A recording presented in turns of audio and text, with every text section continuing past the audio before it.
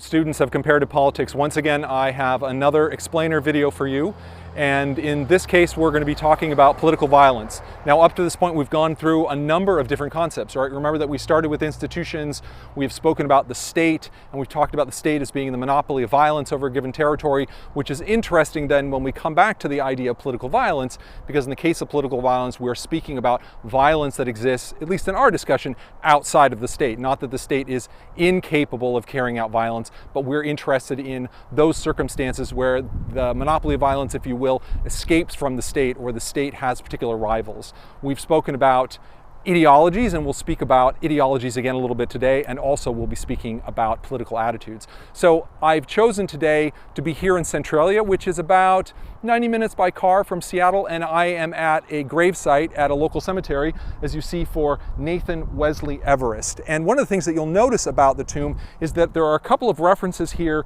to the IWW. Someone's recently put up an IWW sticker. Down here there is a reference to the IWW, which was and continues to be a labor union, the industrial workers of the world. And there is a particular reason why I have come to this cemetery and this grave in the town of Centralia, because I want to speak about an incident of political violence that occurred just a little over 100 years ago in 1919, and it's known as the Centralia Massacre of 1919. What happened in Centralia in 1919 was that the 1-year anniversary of the end of World War I culminated in a parade in downtown Centralia. Also in Centralia at that time, there was a local branch of the IWW, also known as Wobblies, and the IWW at that time was looked upon as a radical organization, which indeed they were, and I'll speak about that in a minute, and there was a lot of hostility toward them, both in Centralia and in other parts of the United States, because they were viewed as agents of revolution. Again, that's a discussion that we'll talk about here in just a moment. And so tensions in Centralia were running high. There had been this tension between the American Legion, which were these World War I veterans, and there was tension with the Wobblies, whose headquarters were right on the parade ground. Their headquarters had been sacked already previously by individuals who were hostile to the Union, and so the Wobblies armed themselves. Now, we don't know exactly what happened because there are differing stories about the circumstances, but we know one way or the other that when the American Legion parade passed by the Wobbly Hall in downtown Centralia on that day in 1919, the Wobblies, either in self-defense because the building was under attack or because they decided to get the jump on the parade marchers, however you read the interpretation, because again there are different stories, Wobblies opened fire, members of the IWW opened fire, killing 4 marchers of these veterans who were in downtown Centralia. Now, Everest, although we see here that he has a military cemetery gravestone, and even though he was a veteran of World War I, was ironically not one of those individuals shot by the Wobblies. We see the IWW stickers here indicating, in fact, that he was a member. So the tragedy and the irony in this case was that he was an individual, both a veteran and a member of the IWW. He and a number of others were arrested immediately after the events in Centralia and were accused of being the individuals who had shot and killed these veterans who had been taking part in the parade. And that night, the night after the parade, a vigilante mob entered the jail in Centralia, took Everest out. They believed him to be one of the ringleaders, and in fact he was lynched, he was hanged by a mob from a local bridge here in Centralia. So we have an interesting juxtaposition here of a person who was a veteran, at the same time was also one of the Wobblies, and then wound up being a victim of lynching violence. So what was the context here? Why did this violence break out? How do we understand it? Who should we see? Can we describe or use any of our terminology in comparative politics to make sense of these things?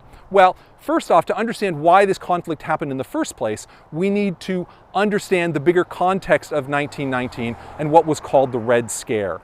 Remember, in 1917, and we've already read about communism, we had the Russian Revolution and we had the first communist regime and communist state that was able to establish itself in the world. And there was an enormous paranoia in the United States, especially in the face of rising labor agitation, that these individuals in some ways were agitating on behalf of the communists. If they weren't agents of the Soviet Union, then what they wanted to do is they wanted to carry out a violent revolution. They wanted to overthrow capitalism. They wanted to turn the United States into another Soviet Union. So there was absolutely that fear, that kind of paranoia.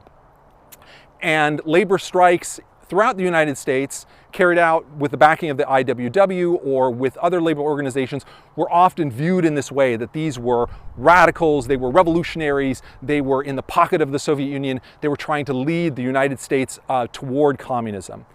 So we can look at that perhaps with the hindsight of history and say, this is an exaggeration, this was kind of the absurd paranoia of people at that time. But what we forget is that during this exact same time in 1919, there were in fact a series of terrorist attacks, and using our definition in comparative politics, right? When we think about terrorism, we think about violence directed towards civilian targets, right? For the purpose of trying to shatter institutions, to bring about political change. Absolutely, what we did see is a wave of terrorist violence that occurred in 1919, primarily led by a group of anarchists who were hoping to topple American institutions, to bring down capitalism, and in fact to bring down the state. We've read about anarchism, we understand the objective of anarchism, and there was indeed an anarchist group that at one time mailed up to 40 mail bombs to various targets throughout the United States. They were government targets, like the Attorney General, for example, but they were also businesses, editors of newspapers.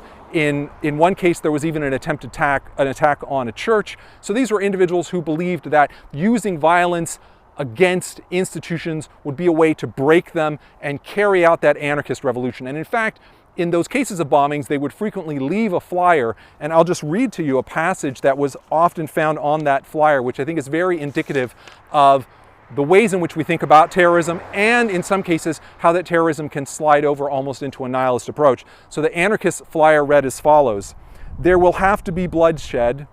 We will not dodge. There will have to be murder. We will kill because it is necessary.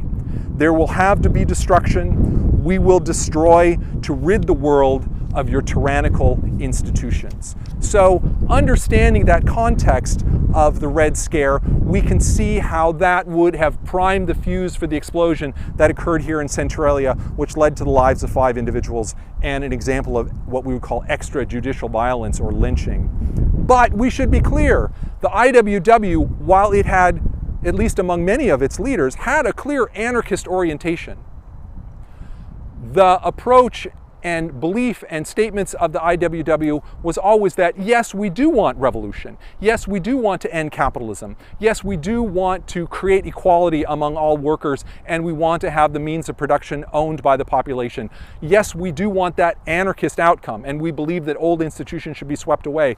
But the IWW always took pains to say that what they wanted was a peaceful revolution. And one of the things that we read about in the book is the way in which peaceful revolutions are possible. We think about the way in which regimes were swept away in Eastern Europe, for example, with the collapse of communism, and we can imagine that for many Wobblies, what they believed was that peaceful actions, demonstrations, strike actions, challenging the existing institutions would eventually mobilize the population in such a way that the means of control could be seized, but not in a violent, revolutionary way as occurred just a few years before in the Soviet Union. So it's interesting, as we go back to that time period, we can think about ways in which political ideologies like communism and anarchism, political attitudes like radicalism and their relationship toward the use of violence, toward changing or shattering institutions, all of these things help us make sense of violence in the region and the violence that occurred in the backdrop of the Red Scare,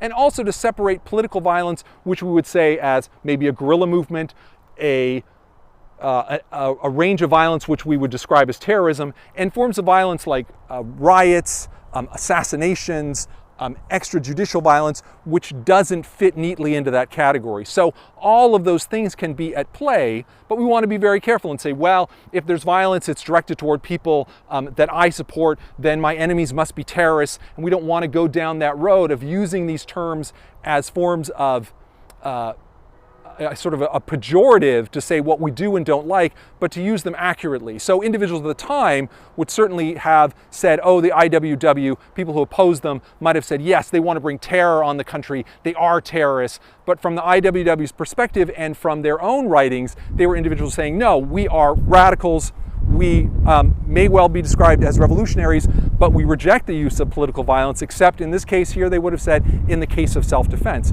That's not true, and quite separate from the bombers who were carrying out attacks in this country at exactly the same time.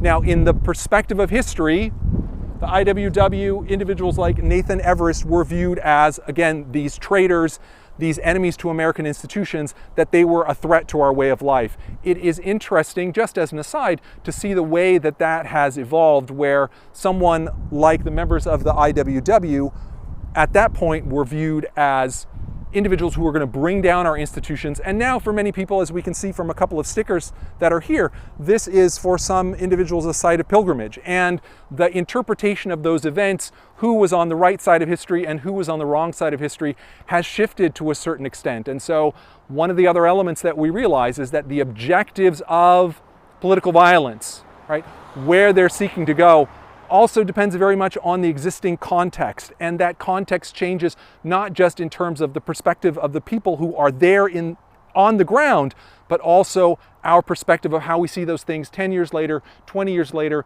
even 100 years later. So I hope that this video has been helpful to you to think a little bit about forms of political violence and thinking about terrorism and thinking about actually some interesting continuities and reflections, ways in which political violence today is not unique, has not come out of nowhere, but in fact is a pattern of long forms of history that we find in the United States. So hopefully this also, while we haven't discussed it, gives you some ways to think about how we deal with the legitimacy of political violence in our own country at this point in time. Okay, thanks so much for your attention, and I look forward to us talking more soon.